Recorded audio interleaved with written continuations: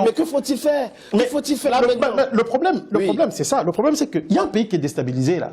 Oui, c'est comme si... Mais ça, on l'a constaté. Oui, mais après le constat, qu'est-ce qu'on fait? On ne peut pas régler la question libyenne, la question des migrants, si on ne règle pas la question libyenne. On ne peut pas régler la question du Sahel si on ne règle pas la question libyenne.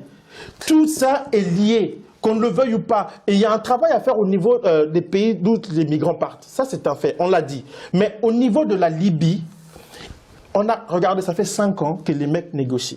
Ça fait 5 ans. Oui. Ils viennent, là, le président ils vont aux États-Unis. Rien ne change. Vous savez pourquoi rien ne change? Parce que les puissances occidentales qui sont en arrière-scène, chacune joue sa partition. Vous avez Al-Sarraj qui est soutenu par des gens qui vendent des Africains.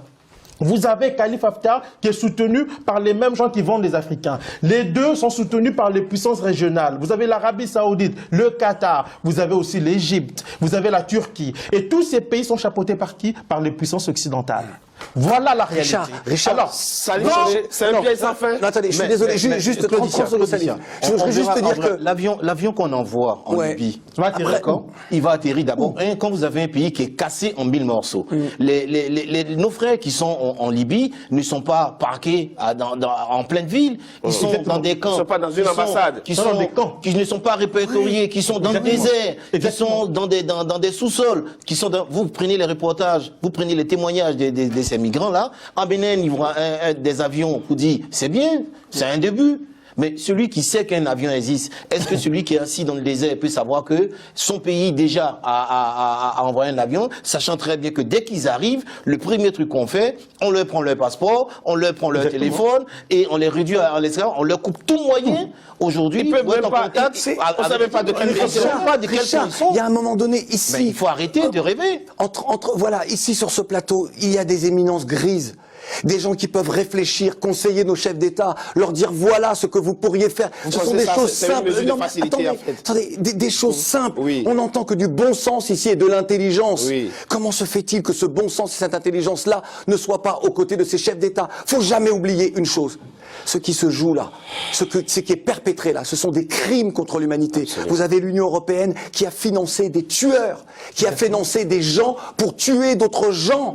Et parce que nous ne sommes rien, nous sommes si faibles dans ce monde, parce que ce monde a été construit par les Occidentaux, il répond à des règles initiées, attendez, par des Occidentaux, et nous ne sommes que des figurants. Nous n'avons pas compris. Moi, par exemple, si ça était un billet de banque, par exemple, imaginons que ce soit un billet de banque, il n'a que la valeur que je lui donne. À un moment donné, nous pouvons très bien dire, nous sortons de cette communauté dite internationale, qui n'a d'international que l'occidentalisation.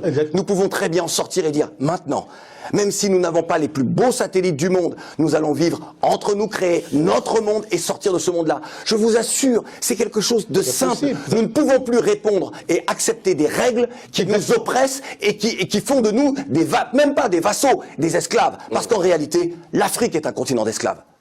À différents niveaux, nous sommes donc un continent d'esclaves. Vous savez, excuse-moi Claudie, l'une des personnes là, il y a un gars parmi les esclavagistes là-bas, Abdelhakim Belhaj. Oui. Il a été accueilli ici à Paris. À Paris. Par les autorités françaises. Mais ce monsieur... À l'époque, on ne savait pas qu'il était... Non, attention. Ce monsieur a été arrêté en 2004 en Malaisie par la CIA parce qu'il n'était pas soupçonné. On savait qu'il était proche d'Oussama Ben Laden, impliqué dans les attentats contre les intérêts américains. Il a été arrêté, envoyé en Libye. Kadhafi l'a gracié, il l'a laissé partir. En 2011, il a été récupéré par l'OTAN pour combattre contre Kadhafi. Ce monsieur, après la chute de Tripoli, c'est lui qui a pris Tripoli avec l'aide de l'OTAN et des forces spéciales françaises. Après, il est venu ici en France, accueilli en grande pompe. Les journalistes étaient là en train de cirer ses pompes. Ce monsieur est devenu milliardaire. Il est au cœur d'un vaste réseau de trafic d'êtres humains.